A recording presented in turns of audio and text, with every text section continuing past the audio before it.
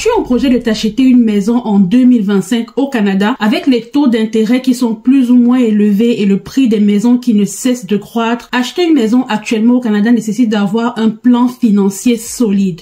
Il y a des erreurs que tu dois éviter lorsque tu te lances dans ce type de projet pour ne pas finir pauvre. Alors je viens dans cette vidéo partager avec toi 7 règles importantes que tu dois appliquer lorsque tu décides d'acheter une maison au Canada.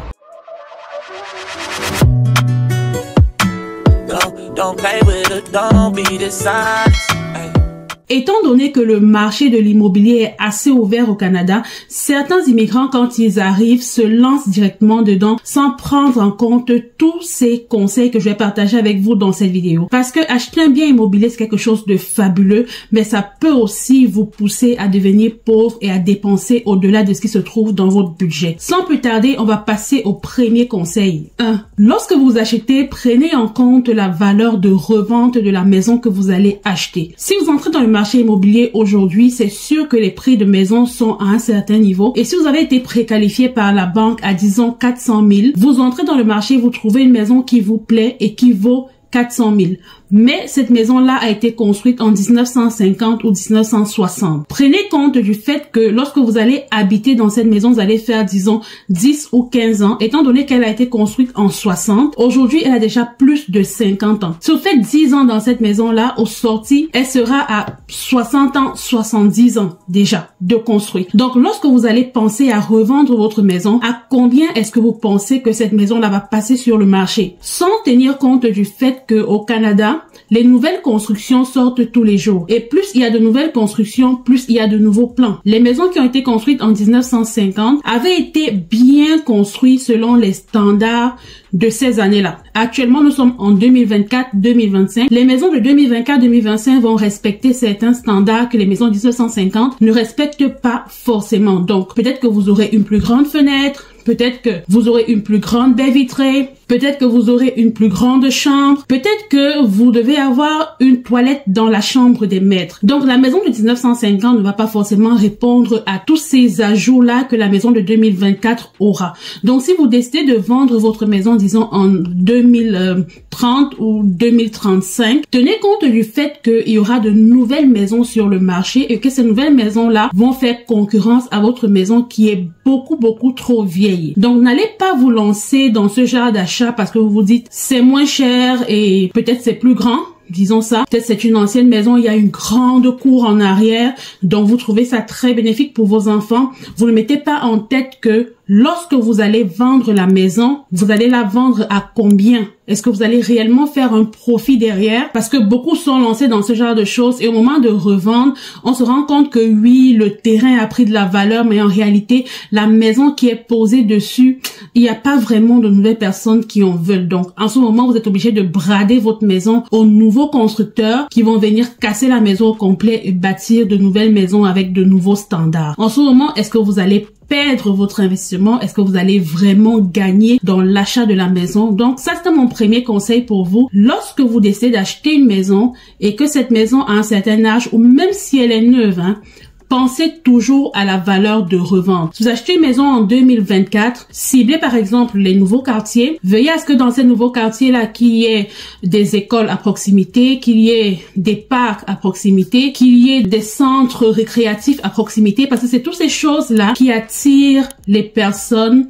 à choisir d'habiter dans cet endroit. Moi, je choisirais d'aller habiter dans un endroit où j'ai un complexe sportif qui n'est pas loin, pour que je puisse amener les enfants se dégourdir un peu en hiver. Je préfère aller habiter dans un endroit où j'ai un grand stade de basket à côté, ou un stade de tennis, ou un terrain de sport à côté, où l'école n'est pas très loin pour que les enfants puissent aller à pied. Ce sont des éléments que je regarde généralement. Alors vous aussi, quand vous décidez de vous lancer dans ce type d'investissement-là, prenez en compte tous ces éléments-là qui influencent la décision de l'acheteur final, pour que lorsque vous revendez votre maison, que vous puissiez sortir de là gagnant et non perdant. Mon deuxième conseil ici, c'est au niveau de la mise de fonds. Quand vous arrivez, on vous dit, ok, pour une maison d'habitation, vous devez déposer 5% de mise de fonds, ce qui est tout à fait vrai et c'est tout à fait correct. J'ai entendu des gens dire, moi je peux pas déposer plus de 5% de mise de fonds parce que c'est comme de l'argent jeté. Mais ce que vous ne tenez pas en compte, c'est que lorsque vous déposez 5% de mise de fonds, il y a une assurance que vous devez payer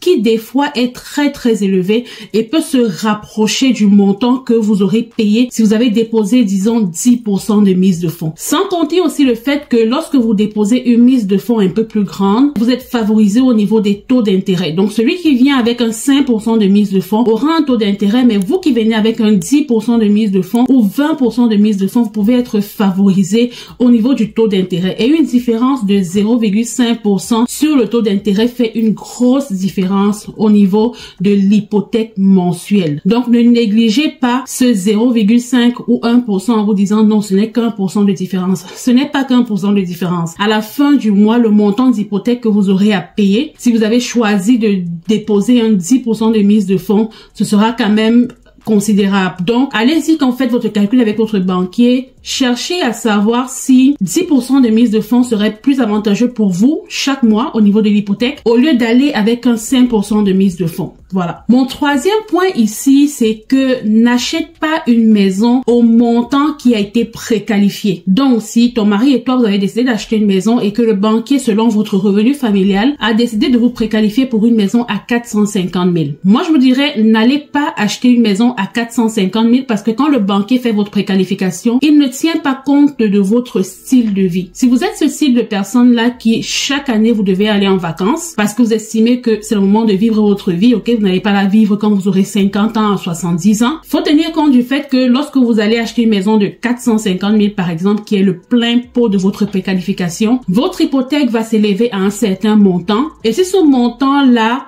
dépasse le minimum ou bien la barre que vous avez fixée pour pouvoir vous loger chaque mois, vous allez aller chercher dans l'argent de vos divertissements, dans l'argent de vos voyages pour venir payer l'hypothèque. Donc, moi, ce que je vous dis en ce moment, c'est que selon ce que vous payez déjà en termes de loyer, dites-vous que, ok, si on paye 1000 $, on peut s'ajouter un 500 $ sans que ça ait une influence sur notre style de vie. Si 1500 $ vous permet de vivre encore normalement, ok, allez-y avec une maison qui va vous permettre de payer une hypothèque à 1500 $. Votre banquier saura faire le calcul pour vous de manière à ce que, à la fin du mois, vous puissiez payer 1500 $ d'hypothèque. Donc ça, c'est mon conseil. Allez-y. Si vous avez été préqualifié à un certain montant, allez-y prendre une maison plus bas que le montant de préqualification. Ça va vous aider à pouvoir sauver de l'argent et ne pas vous sentir asphyxié à chaque mois lorsqu'il faudra payer une hypothèque ou bien parce que il y a une situation qui est arrivée dans la vie.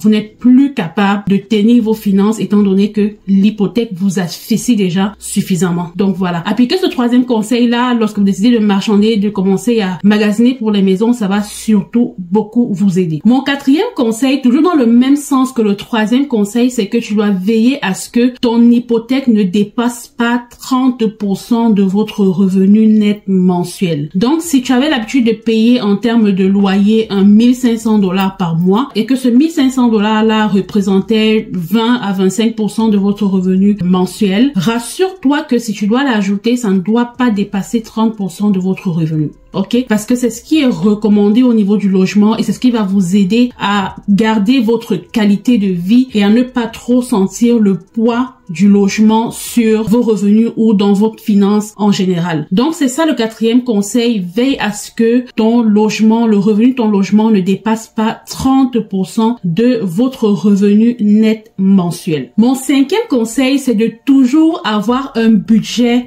de maintenance pour ta maison. Donc, si tu décides d'acheter une maison de 400 000, rassure-toi que chaque année, tu dois avoir au moins 1% de la valeur de ta maison quelque part dans un compte gardé qui va t'aider à maintenir ta maison et à la garder fraîche. Donc, si les murs sont brisés, s'il y a des problèmes au niveau des toitures, s'il y a des problèmes, rassure-toi que tu as toujours 1% de la valeur de la maison gardée quelque part parce que c'est ce qui va t'aider à faire face à toutes sortes de pénuries qui peuvent arriver dans le cours. Faut savoir que au Canada, une maison prend plus sa valeur. C'est différent du pays où c'est le terrain qui prend plus la valeur et la maison se déprécie un peu. Ici, là, plus tu gardes bien ta maison, plus elle est bien entretenue, bien maintenue, tu as de fortes chances de bien la vendre et de la vendre à un prix excessif. Il y a des gens qui viennent acheter la maison parce qu'ils se rendent compte que dans cette maison, s'il n'y avait pas de fumée, il n'y avait pas d'animaux, les murs ne sont pas grattés, c'est vraiment bien entretenu. Donc après, si tu te rends compte que ta cuisine fait un peu vieille,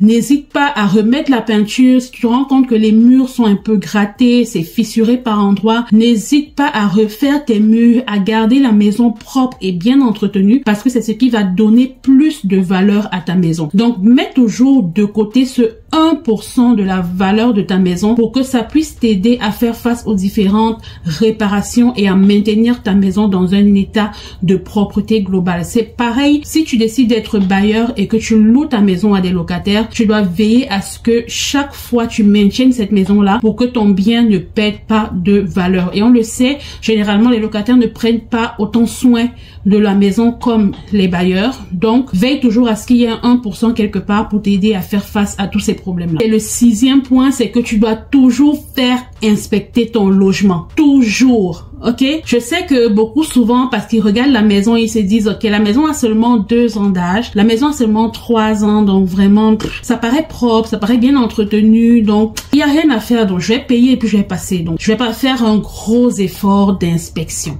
Mais ça, c'est une grosse erreur. Parce que quand vous regardez la maison, vous regardez en surface et vous n'avez pas les yeux d'un expert pour savoir ce qu'il faut inspecter. Qu'est-ce qu'il faut toucher? Comment est-ce qu'il faut secouer les robinets? Comment est-ce qu'il faut claquer les fenêtres pour se rassurer que c'est vraiment solide et que c'est vraiment posé? Vous n'avez pas cette expertise-là. Et c'est pas parce que la maison paraît bien entretenue qu'elle est forcément en bon état. Vous savez pas quel est l'état de la fondation, vous savez pas s'il y avait des fissures dans la fondation, vous savez pas si la maison a déjà été inondée à un moment donné ou à un autre. Ce sont des choses comme ça que l'inspecteur peut vous aider à comprendre et lorsqu'il va rédiger son rapport, vous allez pouvoir lire l'état complet de la maison que vous allez acheter. Petite précision ici, ne prenez jamais l'inspecteur qui vous est proposé par le vendeur ou encore par votre courtier immobilier. Allez toujours chercher un inspecteur vous-même, totalement indépendant, qui va venir faire le travail sans éléments contraires ou bien sans avoir été biaisé par je sais pas quoi. Donc tout ça, faites l'effort d'aller chercher un inspecteur vous-même. Il y a tellement d'histoires dans ce Canada où